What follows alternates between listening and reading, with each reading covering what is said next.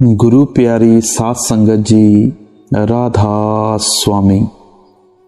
आज की बाणी श्री हजूर स्वामी जी महाराज की बाणी है और आज का जो सत्संग है वो काल और दयाल के बीच का सत्संग है।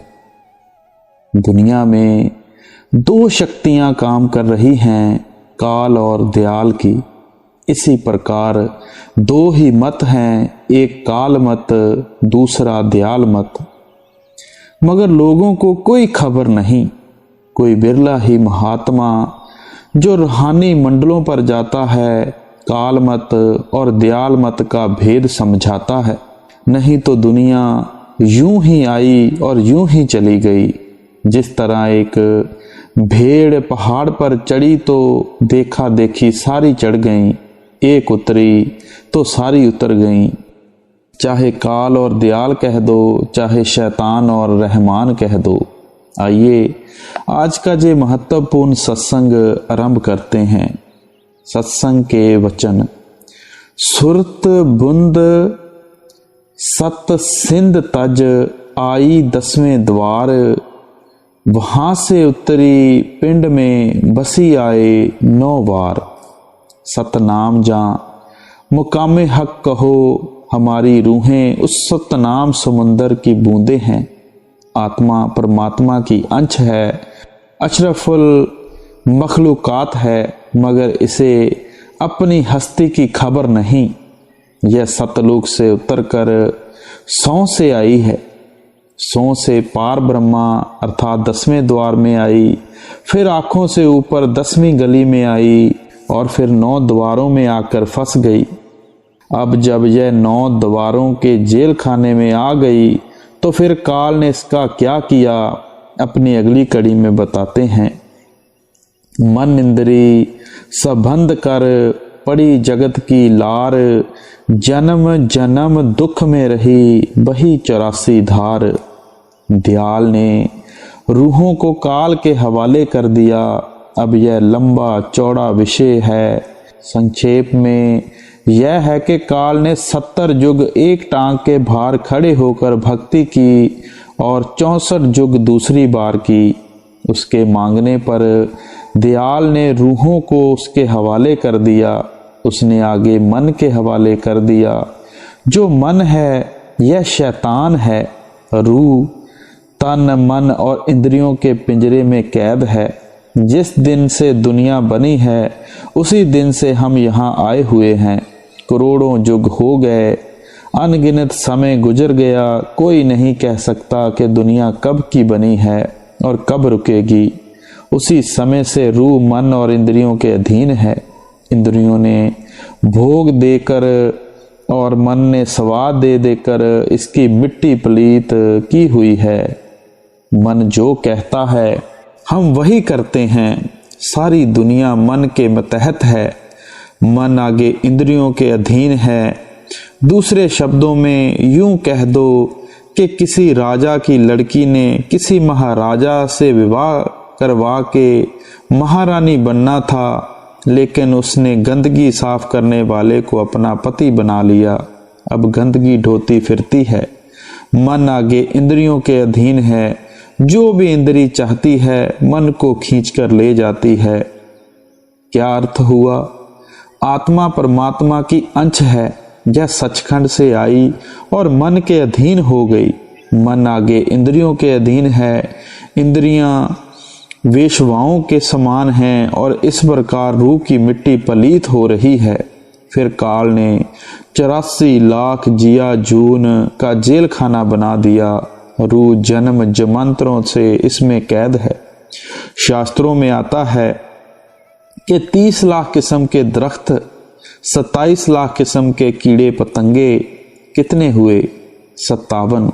14 लाख किस्म के पक्षी, 57 और 14 71। 9 लाख किस्म के पानी के जीव, 80 हो गए। 4 लाख किस्म के भूत प्रेत यक्ष किन्नर गंधर्व इंसान हैवान आदि।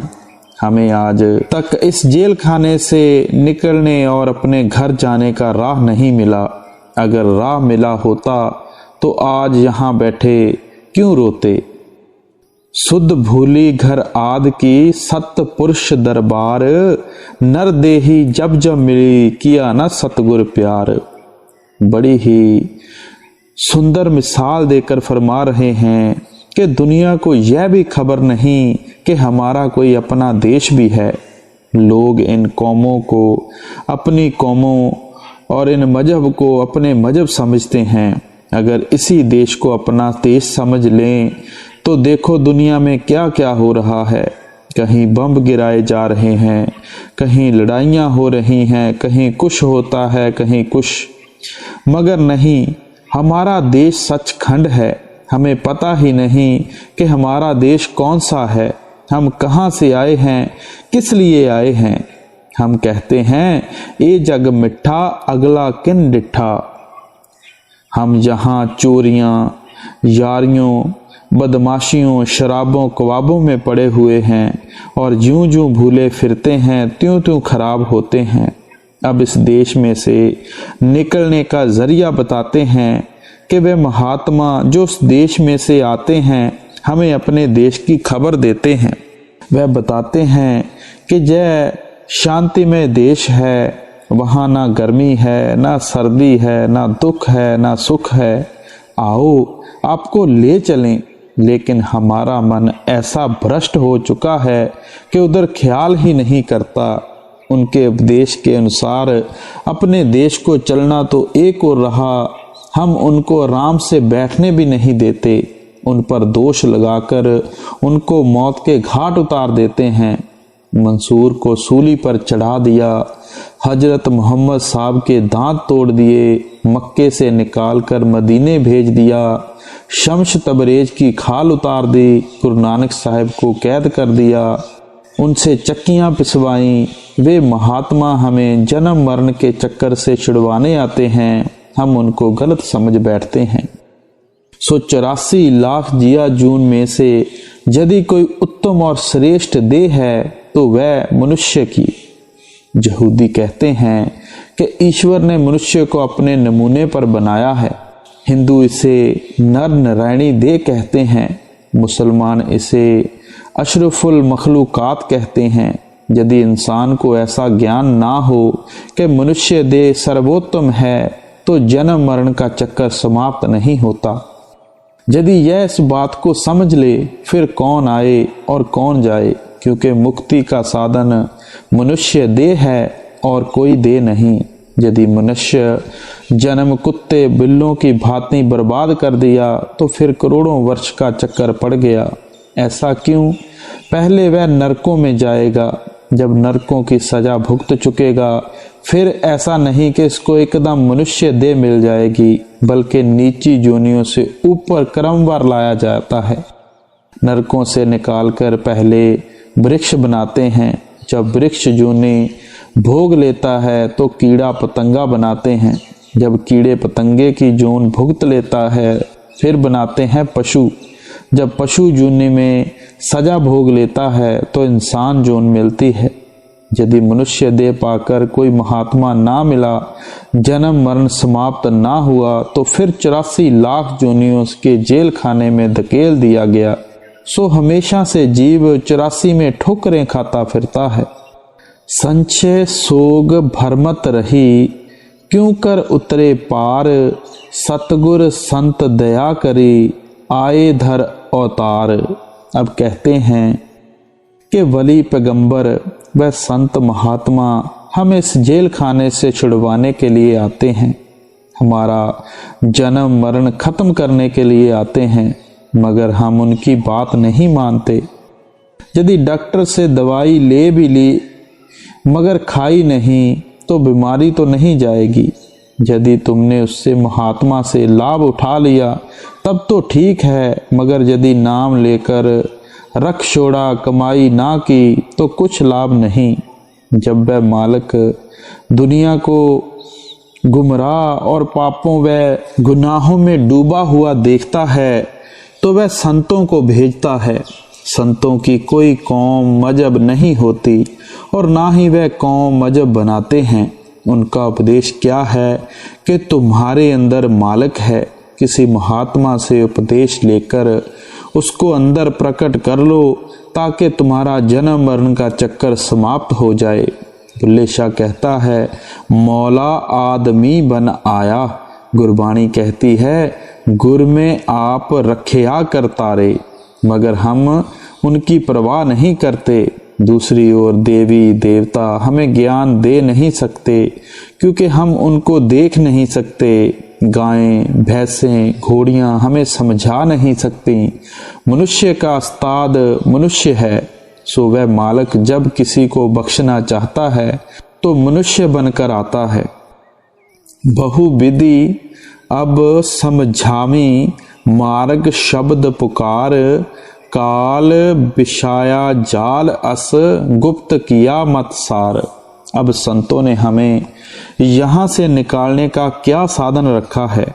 शब्द, बांगे आसमानी, कलामे इलाही, मीठे से मीठा राग, प्यारी से प्यारी गुरबाणी। वह राग हर समय तुम्हारे अंदर हो रहा है, कभी बंद नहीं होता, दिन रात जारी है। सारे संसार के लिए मालिक का एक ही फार्मूला, एक ही कानून है कि जिसने आवागमन के चक्कर से निकलना है, इस आंतरिक राग को सुनकर निकलना है। यही मौलाना रूम, शम्स तबरेज, गुरु नानक साहब व और महात्मा होका देकर पुकारते हैं कि अंदर जाओ, तुमको जन्मों जन्मों की सोजी हो जाए। तुम अंदर जाओ, तुम अपने देश को चले जाओ ताकि तुम्हारा जन्म मरण समाप्त हो जाए। मगर काल ने क्या किया है? इंद्रियों के भोगों, दुनिया की लज्जतें, बेटे बेटियों का मोह और दुनिया की चीजों का प्यार ऐसा नशा चढ़ा दिया कि हम संतों महात्माओं की बात नहीं सुनते, चाहे वह कितना जोर दें। यदि सत्संग सुनकर मान भी जाते हैं तो घर जाकर फिर भूल जाते हैं। इस दुनिया के भोगों का शराब का नशा नहीं है तो और क्या है? हम प्रतिदिन लोगों को मरते हुए देखते हैं मगर अपना कभी ख्याल नहीं करते, बल्कि कहते हैं हमें नहीं मरना, मरने वाले और हैं। कर्म भरम पाखंड का कीना बहुत पसार, विद्या रस ज्ञानी ठगे, वाचक अति अहंकार। अब यह जो मजहबों के नेता हैं, इन्होंने अपने अपने मजहब के लोगों को तीर्थ, मंदिर, मूर्ति और लेन देन आदि कर्म धर्म में फंसा दिया, अंदर नहीं जाने दिया। सारी उम्र बाहर ही बाहर बीत गई। हर एक धर्म के जो गुणी, ज्ञानी और विद्वान हैं वह तो विद्या में ही उलझ गए, आम ग्रंथों के विचार में ही उलझ गए। वह कहते हैं, ऐ ब्रह्मा आसिम, मैं ब्रह्मा हूँ, यह दुनिया के भोग हैं, भोग लो, कोई पुण्य पाप नहीं। मानो स्वयं ही परमात्मा बन बैठे। जो उससे कम बुद्धि वाले हैं वह किताबें पढ़ने में रह गए। उनका ख्याल है कि किताबें पढ़ने से ही मुक्ति होती है, लेकिन करोड़ों वर्ष पढ़ने पर भी कुछ नहीं बनता। जिस तरह सारी उम्र मिश्री मिश्री कहते रहो, खाओ ना तो मुंह मीठा होता है, ना ही स्वाद आता है। इसी तरह वह जो नाम है खंडों ब्रह्मंडों पर है। जब आप पिंड छोड़कर ब्रह्मांड पर जाओगे तो उसके साथ लग जाओगे, तब मुक्ति होगी। जड़ चेतन ग्रंथि बंधे, थोथा करें विचार, सुरत शब्द की राह को करें ना अंगीकार। जैसे गुरु साहब पहले भी फरमा चुके हैं कि आदमी के अंदर दो शक्तियां हैं, एक दयाल की, दूसरी काल की। किताबें जड़ हैं, सो सारी उम्र किताबों का विचार करते रहें, जड़ हो गए। अगर अंदर जाते तो चेतन हो जाते। पहले यह शरीर जड़ है, जब अंदर जाओगे इसे छोड़ दोगे। फिर अंदर सूक्ष्म शरीर है, जब उसको छोड़कर और ऊपर जाओगे तो ब्रह्मा में कारण शरीर है।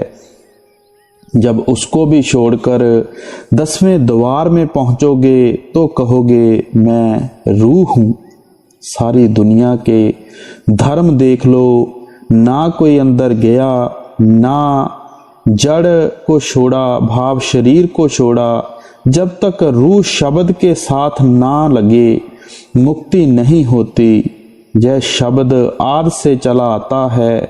यही हजरत ईसा कहते हैं कि शुरू में कलाम था, कलाम खुदा के साथ था, बस कलाम ही खुदा था। लेकिन मन हमारा दुश्मन है, वह शब्द के साथ नहीं लगने देता। कोई देश, कोई कौम हो, यह दौलत सबके अंदर है, मगर अफसोस कोई बिरला ही अंदर जाता है। बिना अंदर गए मुक्ति नहीं होती। आदमी बड़े बड़े काम करता है, तीर्थ मंदिर धर्मशाला बनवाता है, कुएं खुदवाता है, पाठशाला खोलकर विद्या प्रचार करता है, मगर रूह को नाम के साथ नहीं जोड़ता। तुलसी साहब कहते हैं 4:18-9 पढ़े, पष्ट पढ़ खोया मूल, सुरत शब्द चीने बिना ज्यों पंछी चंडूल। अर्थात अगर कोई 4 वेद, 18 पुराण, 9 व्याकरण, 6 शास्त्र पढ़ जाए लेकिन अंदर शब्द के साथ ना जुड़े तो कोई लाभ नहीं। मुक्ति जब होती है नाम की लज्जत पाकर होती है, मगर यह सारी उम्र विद्या में ही लगा रहा, अंदर नहीं गया। अपनी अगली कड़ी में गुरु साहब क्या समझा रहे हैं? मन बैरी धोखा दिया, तजे ना मूल विकार, इनकी संगत मत करो, जय मारें घेरा डार। इस दुनिया में हमारा कोई दुश्मन नहीं। जितने इंसान हैं हमारे पिता परमात्मा के पुत्र हैं। दुनिया में जितने झगड़े हो रहे हैं, इनका मूल कारण क्या है? इन्हें कौन कराता है? मन लज्जत का प्रेमी है। अगर इसे सारी दुनिया की लज्जतें दे दें तो भी यह कैद नहीं होता।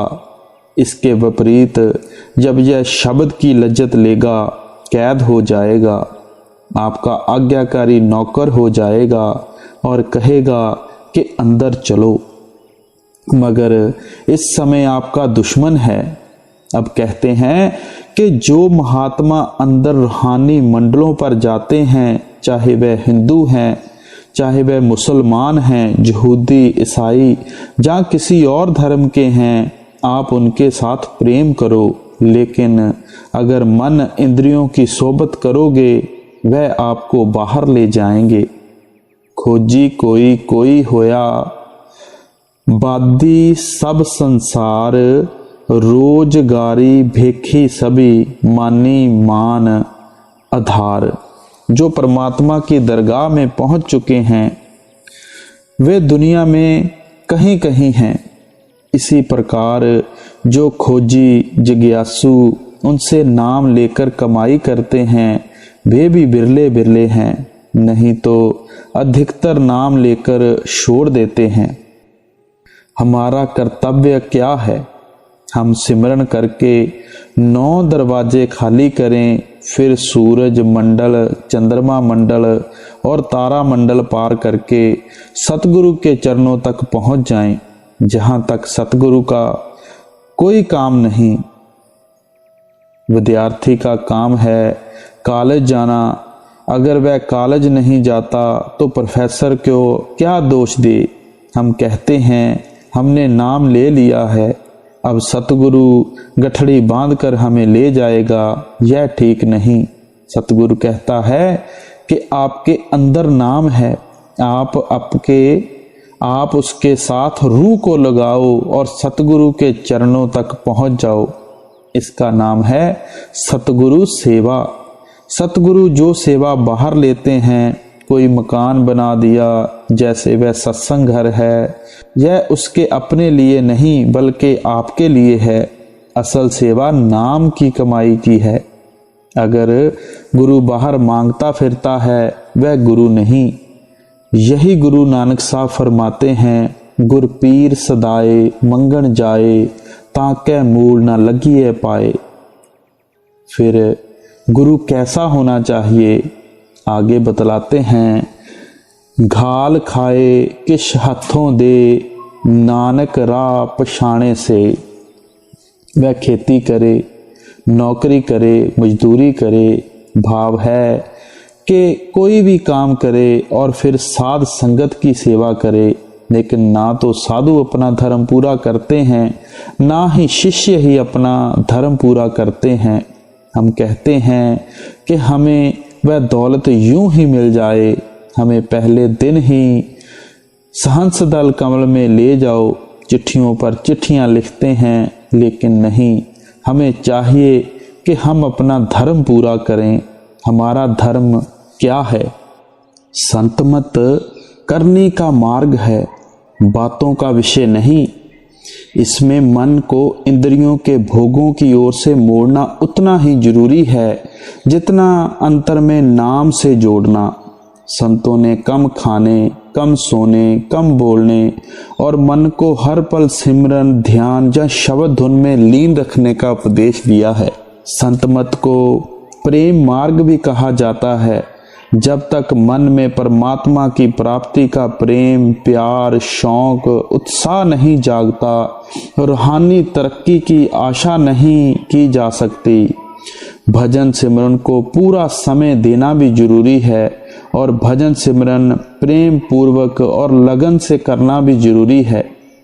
जब करने को प्रेम के पंख लगते हैं तो आत्मा सहज ही रूहानी मंडलों में उड़ान भरने लगती है। एक कहावत है, रंग लागत लागत लागत है, रंग छूटत छूटत छूटत है। मन की मौजूदा आदतों को बदलकर इसे नई किस्म की रहनी के अनुसार ढालने में समय और मेहनत दोनों की जरूरत है। संसार के किसी भी काम में एकदम सफलता प्राप्त नहीं होती। रूहानी अभ्यास की तुलना अलूनी सिल चाटने से की गई है। शुरू में अभ्यास रूखा, बेस्वाद और कठिन प्रतीत होता है, लेकिन धीरे धीरे मन मान जाता है और अभ्यास में से रस आना शुरू हो जाता है। फिर तरक्की की रफ्तार बढ़ जाती है और भजन सहज रूप में जीवन का अटूट अंग बन जाता है। स्वामी जी महाराज फरमाते हैं, करनी मेहर संग दो चलते, तब फल पूरा चढ़ चढ़ लेते। दया और करनी के दोहरे पंखों के सहारे ही अभ्यासी रूपी पंक्षी ऊंचे रूहानी मंडलों में उड़ान भर सकता है।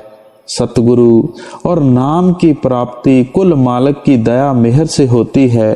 सतगुरु जीव को नाम का भेद देते समय अपनी ओर से उस पर पूरी दया कर देते हैं। उसके बाद जीव को अभ्यास या करनी द्वारा मंजिल पर पहुंचने का प्रयत्न करना चाहिए। संसार की हर प्राप्ति करनी से होती है। संत मत में भी बिना करनी के प्राप्ति की आशा रखना अज्ञानता है। जब यह हमारा काम है और हमें खुद ही करना है तो देर क्यों की जाए। हर काम वक्त और ध्यान की मांग करता है। रूहानियत में सफलता भी वक्त और ध्यान की मांग करती है। हम जिस चीज की कमी महसूस करते हैं उसके लिए बड़ी सी बड़ी कुर्बानी देने के लिए भी तैयार हो जाते हैं। जब तक दुनिया को बड़ा और प्रभु को छोटा समझते हैं, कभी भी रूहानी अभ्यास को पूरा समय और ध्यान नहीं दे सकते। जब परमात्मा की प्राप्ति को जीवन का मूल उद्देश्य मानकर इसकी प्राप्ति के लिए दृढ़ता पूर्वक निरंतर जतन करते हैं तो प्रभु की दया से एक दिन अंदर नाम के साथ लिव जुड़ जाती है। मन में से विषयों, वकारों और भ्रमों, वहमों का अंधकार दूर हो जाता है। आत्मा परमात्मा में समा जाती है और मानव जीवन का उद्देश्य पूरा हो जाता है। और यही हमारा धर्म है। धर्म क्या है? सूरज मंडल, चंद्रमा मंडल, तारा मंडल पार करके सतगुरु के चरणों तक पहुंचना। फिर सतगुरु ले जाएगा। जब हम ही अपना धर्म पूरा नहीं करते फिर हमें ले कौन जाए। बहुत सारे भेषधारियों ने अपना रोजगार बनाया हुआ है, गृहस्थियों से खाया और पेट पर हाथ फेरा, यह पता नहीं कि देना भी पड़ेगा। कबीर साहब कहते हैं, गिरही का टुकड़ा बुरा, 9 अंगुल दांत, भजन करे तो उबरे, नहीं तो काढ़े आंत। अगर साधु या गृहस्थी की कमाई खाकर भजन नहीं करता वह जाएगा किधर, सीधा नरकों में ही। सो साधु का धर्म है 6 घंटे भजन करना। अगर लोगों का दिया खाकर सोता रहा तो उसका कर्ज देना पड़ता है। गुरु अमरदास साहब कहते हैं, जोगी होवा जग भावा, घर घर भीखिया लेओ, दरगह लेखा मंगिए, किस किस उत्तर देओ। अगर घर घर मांग कर पेट भरा तो हिसाब देना पड़ेगा। कुछ दानी यह विचार रखकर साधु को दान देते हैं कि लड़कों की बीमारी दूर हो जाए, वह बच जाएं। कुछ दान देते समय मन में कहते हैं, आगे जाकर लेंगे, अब लेने के लिए फिर आना पड़ेगा। राधा स्वामी गया, इनसे रहो होशियार, संत शरण दृढ़ कर गहो, काल बड़ा बरियार। हजूर स्वामी जी महाराज कहते हैं कि यह जो दुनिया के ठग हैं इससे बचकर रहो और संतों की शरण लो। वे आपसे कौड़ी नहीं लेते, वे आत्मनिर्भर हैं, अपनी मदद आप करते हैं। वे कहते हैं कि आप नाम लेकर उसकी कमाई करो ताकि आपकी मुक्ति हो जाए। वे आप भी नाम की कमाई करते हैं, आप भी उन्हें देखकर नाम की कमाई में लग जाओ। संतों की शरण सबसे मजबूत किला है। यही मौलवी रूम साहब कहते हैं, हम नशीनी साहित्य ब औलिया, बेहतर अजसद सला तायत बेरिया। औलिया अल्लाह के साथ एक घड़ी के लिए बैठना 100 साल की बंदगी से ज़्यादा लाभदायक है। क्यों? अगर रास्ता है इधर, हम दौड़ते हैं उधर, जितना दौड़े और दूर हो गए। इसके विपरीत संत एक घड़ी में सीधे रास्ते डाल देते हैं। अगर एक एक कदम भी चलेंगे तो भी पहुंच जाएंगे। सुरत न पावे शब्द रस, तब लग रहे खुआर, ताते सतगुरु शंकर, पहुँचो निज कर बार। शब्द कहो, बांगे इलाही कहो, जां कलमा, जब तक रूह को अंदर उसकी लज्जत नहीं आती, जन्म मरण समाप्त नहीं होता। जब हमारा सबका हड्ड मांस एक सा है, नाक मुंह एक सा है, तो जो इसको बनाने वाला है वह भी एक है। इसलिए सभी के लिए एक ही कानून है। अगर कुछ अंतर है तो केवल भाषा का। जो अरब में पैदा हुए उन्होंने उसका नाम अरबी में रख दिया, जो फारस में पैदा हुए उन्होंने फारसी में रख दिया, और जो हिंदुस्तान में पैदा हुए उन्होंने हिंदी में रख दिया। लेकिन जो अंदर जाने का रास्ता है वह सभी के लिए एक है। जो मजहबों की शरीयतों में बैठे हैं उनके रास्ते अलग अलग हैं, लेकिन जब आप किसी गुरु की सोबत करोगे वह आपको कहेगा कि आपके अंदर वह शब्द बांगे इलाही है। जब आप इसके साथ प्यार करोगे आपका जन्म मरण समाप्त हो जाएगा।